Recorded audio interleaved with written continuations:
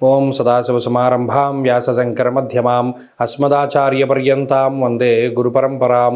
జ్యోతిష్ శాస్త్రాన్ని భావితరాల వారికి ప్రసాదించిన ఋషుల యొక్క పాదపద్మాలకి నమస్కారం చేసుకుంటూ, అలాగే నాకు ఈ జ్యోతిష విద్యను నేర్పిన గురువర్యులు జ్యోతిష బ్రహ్మ కీర్తిశేషులు శ్రీ ఈరంకి సూర్యనారాయణమూర్తి గారు, సూర్యశ్రీ దైవజ్ఞ గారి యొక్క పాదపద్మాలకి నమస్కారం చేసుకుంటూ, ఓం శ్రీ మహాగణాధిపతి నమః, శ్రీ గురుభ్యో నమః, హరి ఓం.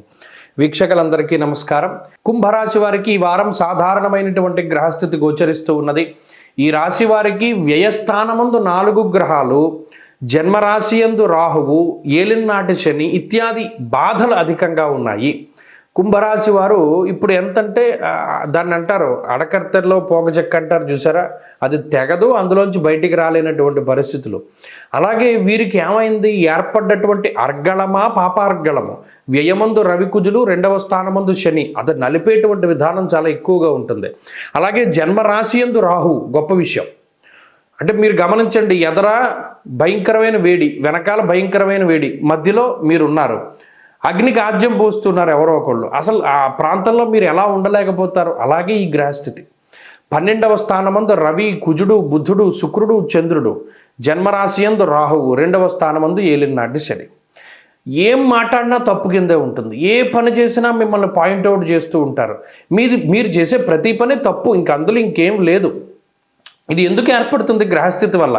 మీరు ఏదో పని మీ మనసుకు తోచిన మంచి పనే చేశారు, కానీ నువ్వు ఎందుకు అలా చేసావు, నువ్వు చేసే ముందు నాకు చెప్పాలి కదా, ఈ మాటలు ఎక్కువగా వినబడతాయి.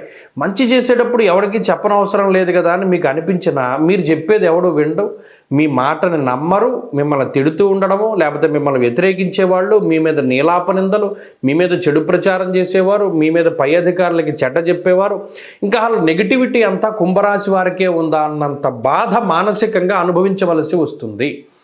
ఎందుకండి ఇంత నెగిటివ్ వచ్చింది? స్వస్థాననాశనం చైవ బంధురోగో ధనక్షయం. ఉన్న రూపాయి బిళ్ళ కాస్త ఎవడో వచ్చి ఎవరో నాకు పలానా కష్టం ఉందంటే మీరు ఇచ్చేస్తారు. అంటే మీ మనస్తత్వం ఏంటంటే చాలా సున్నితంగా ఉన్నది.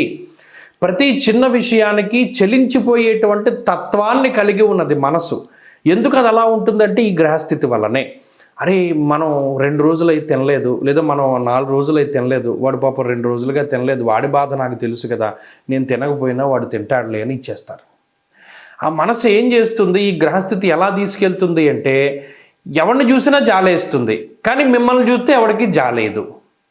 ఎవరికైనా పెట్టాలనిపిస్తుంది, మీకు ఎవడో పెట్టాలనిపించదు. అంటే అది గమనించండి, మీరు అందరి వైపు పాజిటివ్గా ఉంటారు, కానీ అందరూ మీ వైపు నెగిటివ్గా ఉంటారు. దీనికి కారణం ఈ గ్రహస్థితి.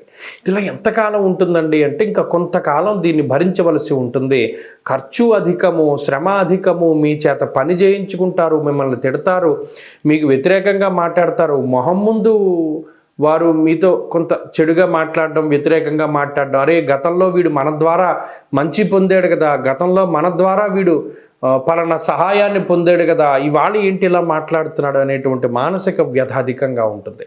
ఈ గ్రహస్థితి మీకు డబ్బు పరంగా ఇబ్బంది పెట్టదు, ఉద్యోగపరంగా ఇబ్బంది పెట్టదు, వ్యాపార పరంగా ఇబ్బంది పెట్టదు, మానసికంగానే ఇబ్బంది పెడుతుంది. ఇటువంటి మానసికమైనటువంటి స్థితి నుండి బయటపడడానికి మీకు గురుబలం ఉన్నది కాబట్టి గురువుల యొక్క పాదాన్ని పట్టుకోండి. ప్రతిరోజు దక్షిణామూర్తి స్తోత్రాన్ని పారాయణ చెయ్యండి, మంచి ఫలితాలు సంప్రాప్తమవుతాయి. తదుపరి మీనరాశి.